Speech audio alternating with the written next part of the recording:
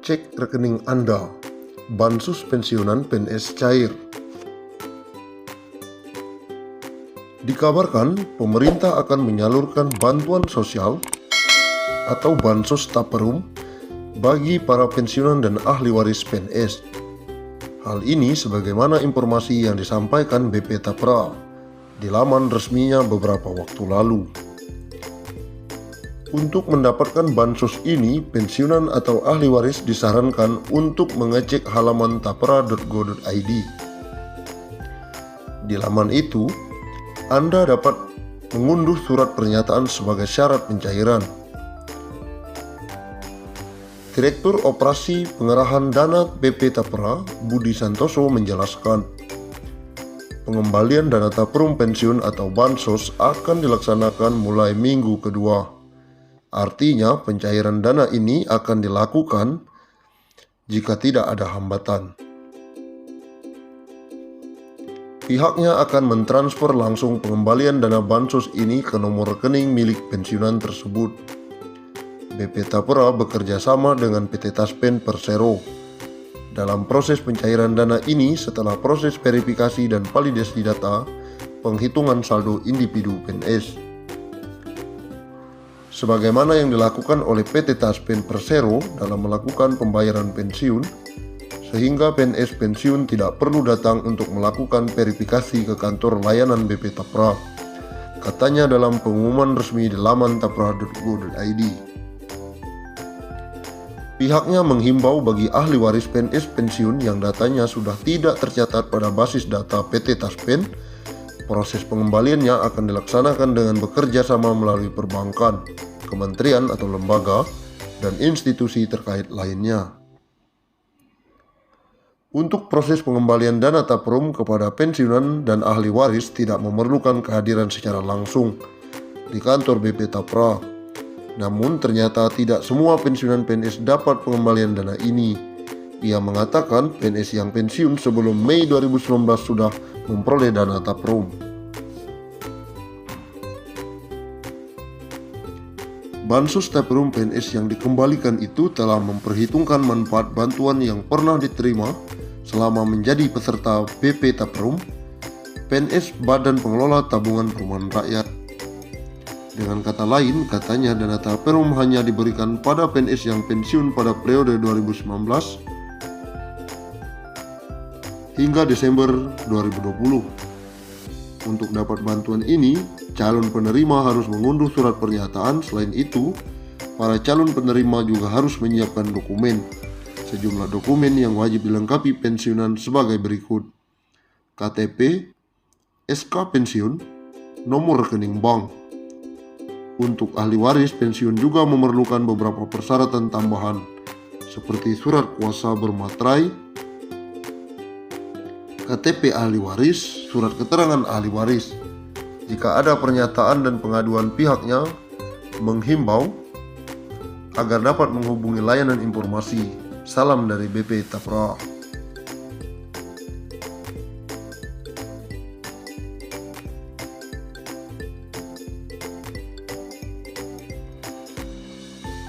Menteri Pendayagunaan Aparatur Negara dan Reformasi Birokrasi Menpan RB Cahyo Kumolo memastikan dana pensiun PNS akan diterapkan dengan jumlah iuran pasti atau fully funded. Terkait pemberian jaminan pensiun, pemerintah akan melakukan reformasi sistem pensiun berdasarkan iuran pasti, kata Cahyo beberapa waktu lalu.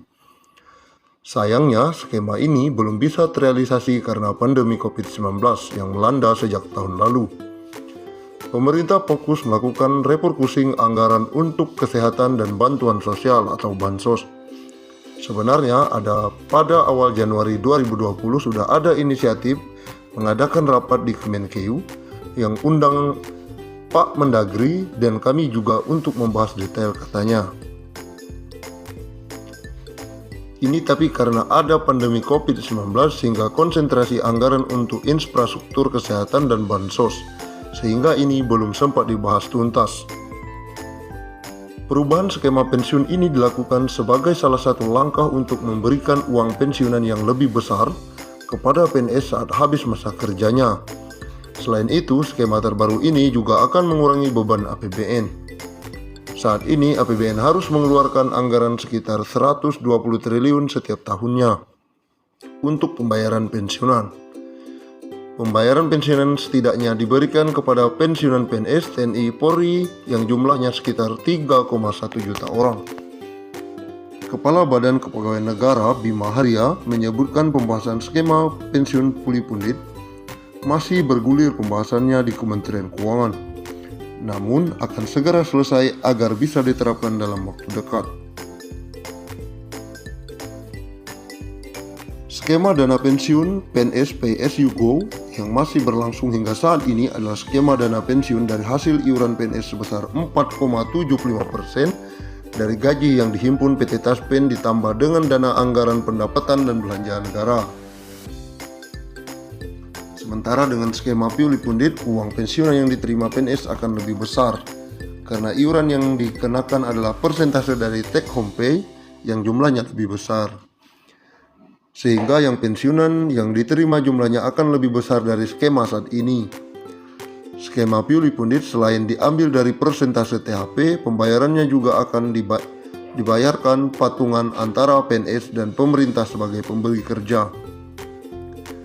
Kedepan sistem ini diubah, puli pundit PNS akan bayar iuran sebesar persentase dari THP, bukan gaji, sehingga uang pensiun akan mendapatkan besaran yang lebih baik dari sistem Pay As You Go, kata Bima.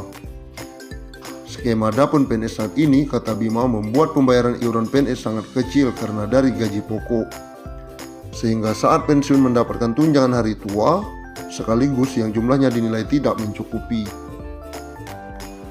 Menteri Pan-RB periode 2016 sampai 2018 Asman Abnur sebelumnya lengser dari jabatannya sempat mengatakan salah satu negara yang bisa menjadi tolak ukur dalam melaksanakan skema pensiun puli pundit adalah Korea Selatan. Menurut Asman, negara ginseng tersebut memberlakukan dana pensiun sebesar 20% dari gaji pokok, di mana 10% dibayar pemberi kerja dan 10% sisanya dibayar oleh PNS. Skema ini dianggap lebih baik dalam memberikan dana pensiun. Sebagai contoh, uang pensiun yang diterima PNS Korea Selatan mencapai 4.000 US per bulan, sementara uang pensiun yang diterima 350 US per bulan. Tapi catat, mereka bukan memotong gaji, tapi masing-masing pemberi kerja dan pemberi kerja membayar iuran. Akumulasi semua total yang dicadangkan akan dikembalikan saat pensiun, ujarnya mengutip dari CNBC Indonesia.